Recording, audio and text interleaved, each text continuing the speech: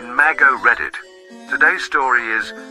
My sister believed our father had changed after 20 years away, until she discovered his true plan after the birth of his son. I always knew my family had its complexities, but I never imagined we would reach this point. During my childhood, my father wasn't just distant. He was like a tornado that swept everything away. He abandoned us when I was barely 10 years old, leaving us to pick up the pieces of our family life. My mother did her best, but the damage was already done. My father wasn't just a bad person, he was deeply selfish. He left without a word, leaving my mother to raise their children alone.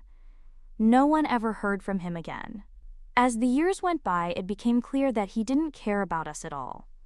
By the time I was a teenager, I'd stopped expecting his phone calls and the promises he never kept. So when my younger sister Kara told me she was pregnant, I thought her experience would be different.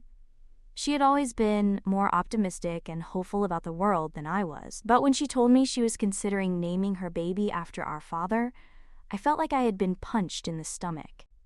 Kara seemed genuinely excited when she explained that the name would have a special meaning.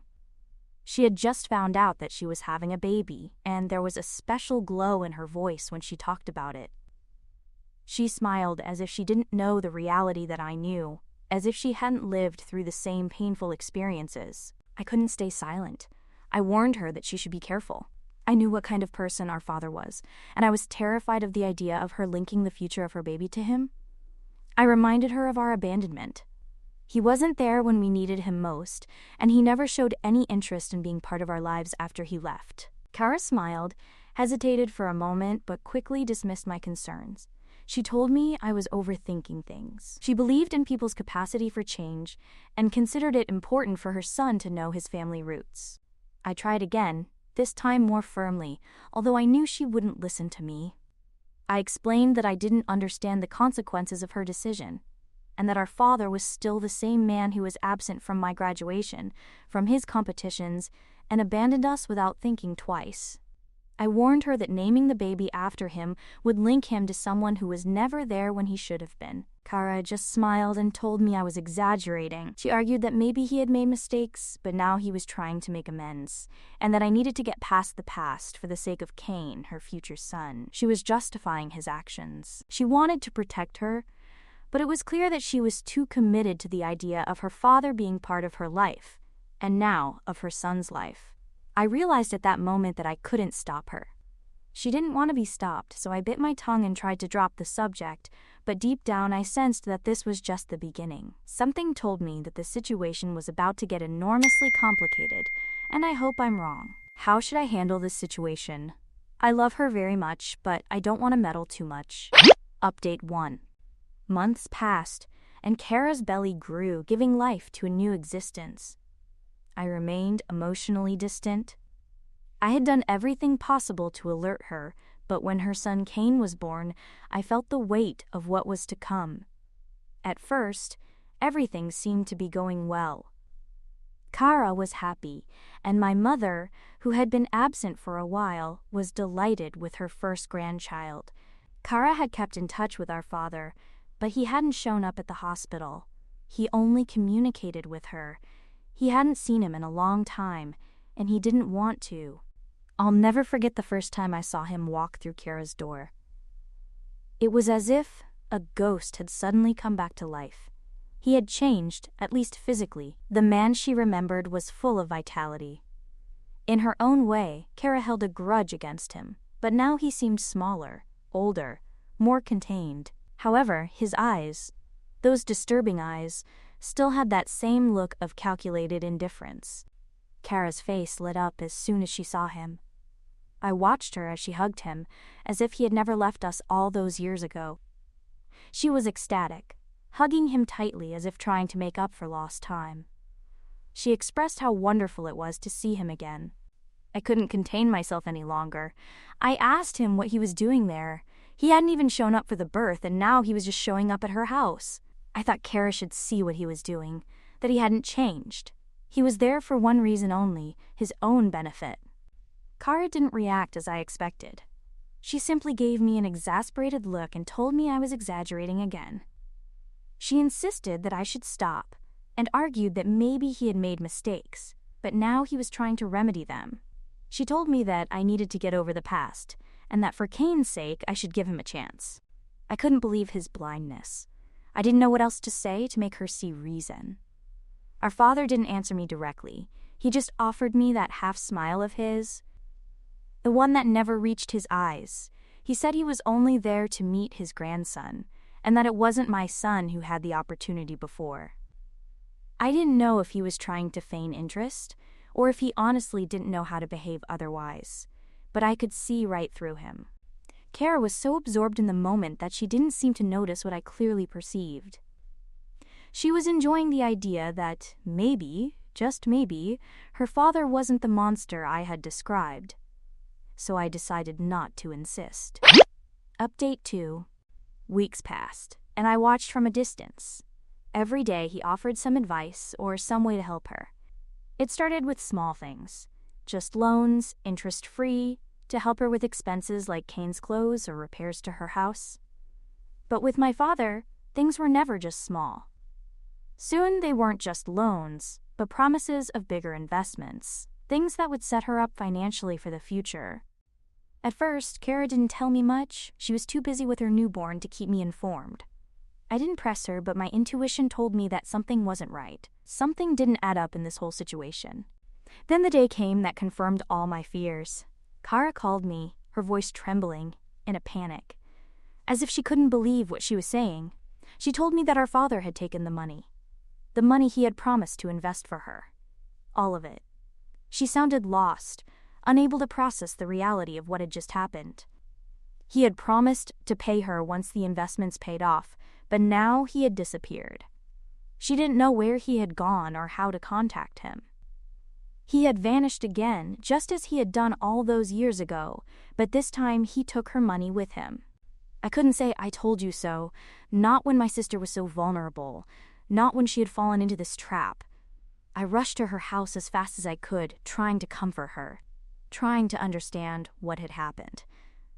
But there was no way to fix this. There was no easy solution, only a cruel and harsh reality that I had been trying to prevent.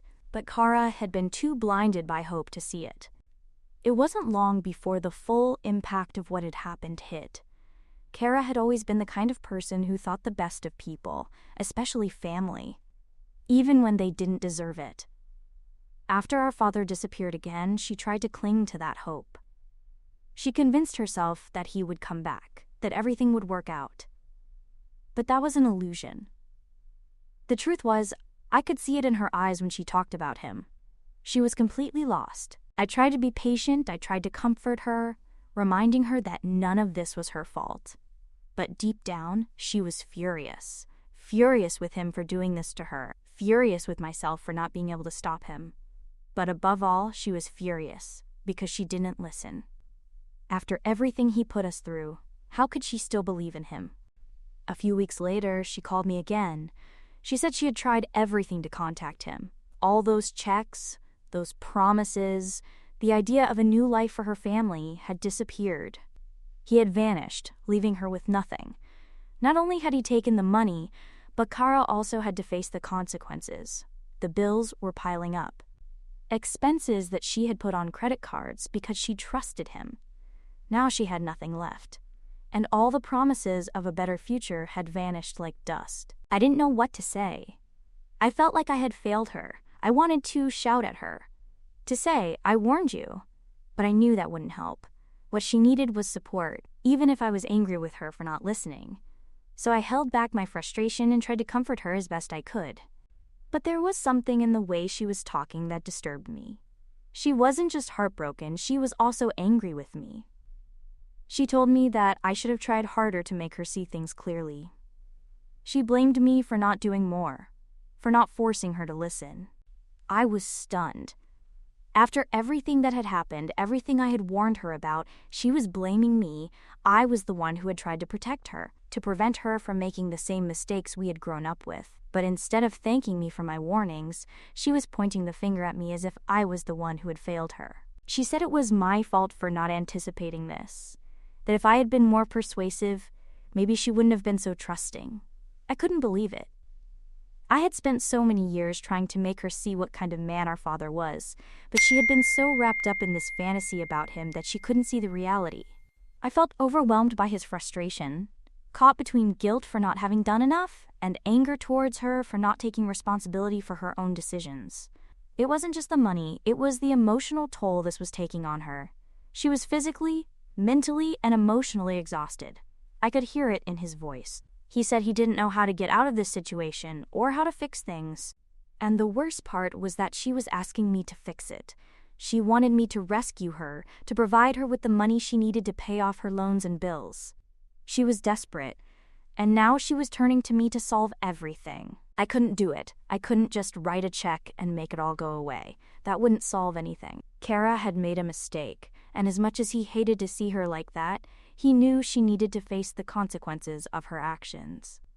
He wasn't going to let her avoid them by rescuing her, no matter how much she begged. But that didn't stop her from demanding it. She told me that I had the money, that I could help her, and that I should. She was crying at this point, and all I could do was sit holding the phone, feeling my heart break for her but also experiencing rage. I had learned nothing from this experience. I was still waiting for someone to come and rescue her. I told her no, I couldn't help her financially, I could support her emotionally, but I wasn't going to fix her mistakes. She needed to take responsibility for the decisions she made. The conversation ended with her hanging up abruptly. I just hoped that one day she would understand that I wasn't her enemy. I was the one who had always tried to protect her, even when it was difficult to do so. Update 3. One afternoon, she called me again, but this time, she wasn't crying. She was angry, really angry. She said I was too harsh, that I should have been there for her, that I should have tried harder to make her see things clearly before it was too late. She told me straight that if I had made more of an effort to help her, maybe none of this would have happened. She blamed me, saying that I wasn't supportive enough when she needed me most. It was no longer just financial help that she was looking for, it was my emotional support that she felt I had denied her. What could I say to her? She said that if I really cared about her, I would be by her side now more than ever. But I was already so exhausted by everything that had happened that I couldn't find the strength in myself to give her what she wanted. I had given everything I could. The rest was up to her. The conversation ended with her hanging up the phone abruptly. She told me that everything had gotten worse, and I understood at that moment that I would probably have to live with that guilt for a while, even though it wasn't really my fault. People don't listen until they're already falling. The days following our last conversation were difficult. Kara's situation was not improving, and I was increasingly upset. Every time I called, I was more annoyed, more frantic, more convinced that I had abandoned her. The guilt began to eat away at me, even though I knew I couldn't help her financially. But she kept putting pressure on me, demanding that I be there in ways that I couldn't be. She wanted me to magically fix things, as if I could wave a wand and make our father reappear or somehow undo all the damage he caused. What disturbed me most was how quickly she had turned against me. After everything I had done to warn her, to guide her, to protect her, now she held me responsible for her mistakes. She kept saying, if you had tried harder, if you had been more present, maybe he wouldn't be in this trouble. Every conversation felt like walking on broken glass, afraid to say something that might provoke her, but equally afraid to give in because I couldn't bear the manipulation any longer. Update 4. Kara had found a second job and was working tirelessly to pay off her debts, something I hadn't expected her to do so quickly, but as always, my mother had her own ideas about what should happen. It was a Wednesday afternoon when she called me, sounding more urgent than usual. The tension in her voice was unmistakable. I braced myself. What now? She began by saying that she needed to talk to me about something important. There was that serious tone again. The kind that made me feel like I was being dragged into something I'd rather avoid. I could already tell this wasn't going to be a casual conversation. I let out a long sigh, trying to calm myself. I didn't want to get into another round of recriminations, but I knew that was exactly what was coming. I asked him what was going on. She immediately started talking about how difficult things were for Kara, how the baby required more attention, and how she was still buried under all that debt. I could hear the familiar lines of guilt. Kara was overwhelmed. The baby needed help, and my mother was already doing her best, but she just couldn't keep up with everything. She made it clear once again that she thought I should step in and get Kara out of this situation. By now, I could feel the heat rising in my chest. She was pressing the same old buttons, trying to manipulate me into feeling guilty for not having intervened before. Finally, I interrupted her, my voice sharper than I intended.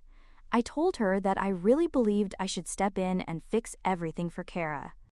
My mother didn't even flinch. She went straight for the emotional aspect, asking if I was really happy to see Kara fail, especially now that she had a baby to look after. It was the same old strategy. Kara needed me, and I was abandoning her. I couldn't stay quiet any longer. I told my mother I was done. I had helped in every way I could. I warned them both what would happen if they didn't take things seriously, but they didn't listen, and now my mother expected me to step in and clean up the mess again. She tried to remind me that Kara was my sister, and that meant I should help, just like I had always promised. My mother said she couldn't stand to see Kara suffer, especially with the baby, and that I was abandoning them both. I told her I wasn't the one who had spoiled Kara for so long. I reminded her how much I had warned them both, but they never listened, and now we were in this situation. I had done enough. She went on about how Kara was her baby, and that she needed help. I told her that if I had been stricter with Kara earlier, maybe we wouldn't be in this mess now. But instead, I had chosen to enable Kara, and now she expected me to clean up the mess. My mother then used the line, "I gave you everything," saying that she had raised both of us, and that now, when she needed help, I was turning my back on her. I reminded her that I was not the one who had allowed Kara to make reckless decisions. It was not my responsibility to fix what they had allowed to happen. He replied quite calmly, saying that he thought I would care more, that I should care enough to help. I told him that I did care, more than he would ever understand, but that I was not going to sacrifice my own life to fix someone else's mistakes, especially when they would not take responsibility for their own actions. She remained silent, and I could hear the sob in her voice. She asked me if I really wasn't going to help. She wanted to know if she could live with herself, knowing that I was choosing not to help my sister in her time of need. I told her that Kara had to face the consequences of her actions. She was a grown woman with a baby of her own, and it was time she learned responsibility. My mother had spoiled her for too long, and now I needed to let Kara deal with the mess she created. There was no convincing me.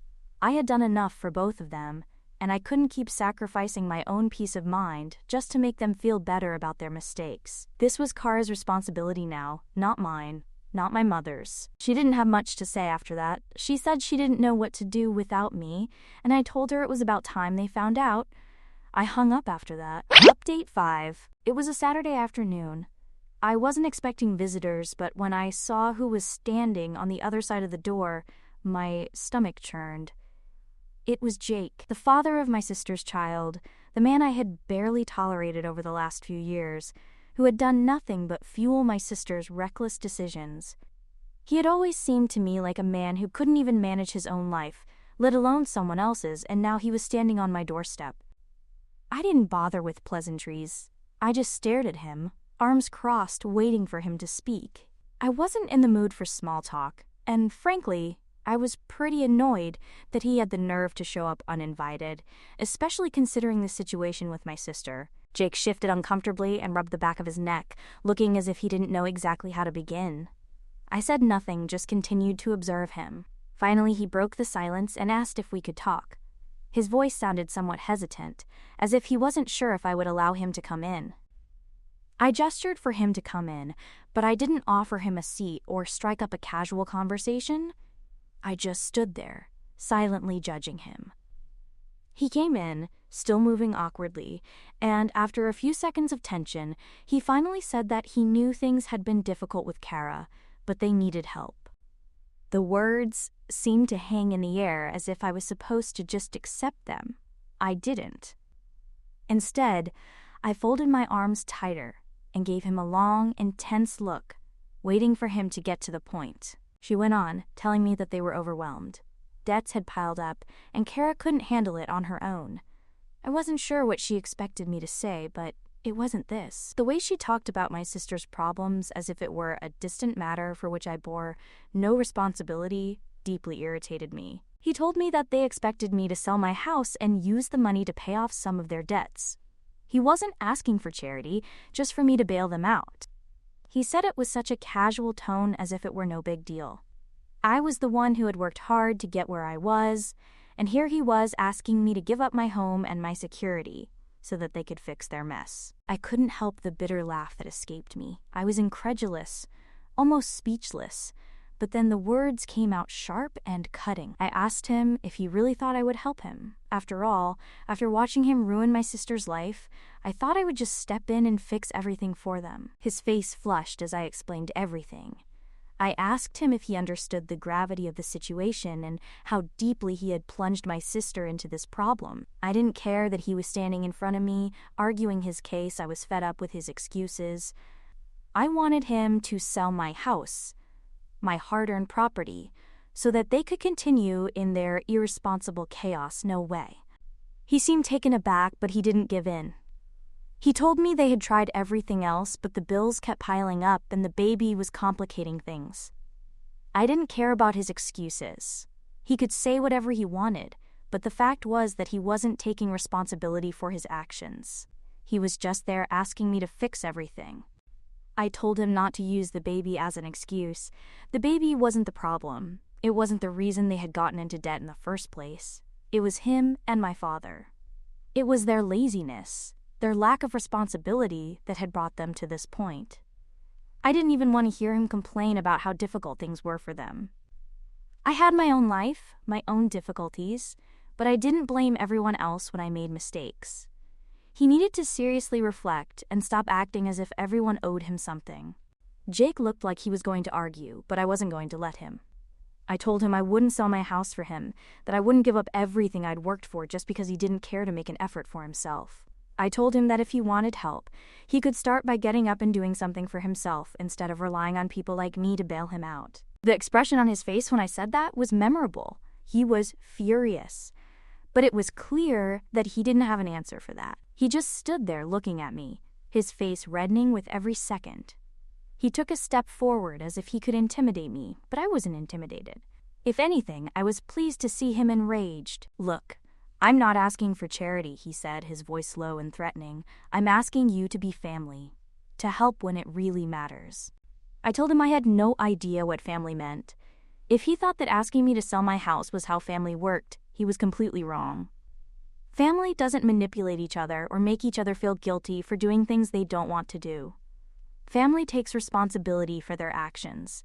They were the ones who had caused this mess, not me, and it was time they faced up to it. I could see the frustration building up inside him, and honestly, I didn't care. He had no right to come here and make demands of me, to act as if I was supposed to accept whatever he wanted. He was just another person trying to take advantage of my generosity, but this time I wasn't going to allow it. When he finally opened his mouth again, I didn't even let him finish. I told him to leave. I told him I didn't want to hear another word from him. If he thought he was going to fix this mess, he was completely wrong. I wasn't going to be anyone's victim anymore. Jake said nothing more. He simply turned and stormed out of my house, slamming the door behind him so hard, I thought it might come off its hinges. Bon voyage, I thought. Let him go and sort things out for himself like he should have been doing all along. Update 6. One afternoon, I received a text message from her asking me to meet up. I hesitated, knowing it would be just another attempt to make me feel guilty, but something in the way she worded it made me think it might be different this time. She wasn't asking for money. She wasn't blaming me, at least not directly. When I arrived at her apartment, she was sitting on the sofa. Her eyes were red from crying. She looked exhausted, as if she had finally realized how deep she was in it. I could tell she had been reflecting, but I wasn't sure if she was ready to fully admit the magnitude of what had happened. She began by apologizing. She said she was sorry for blaming me for expecting her to fix everything.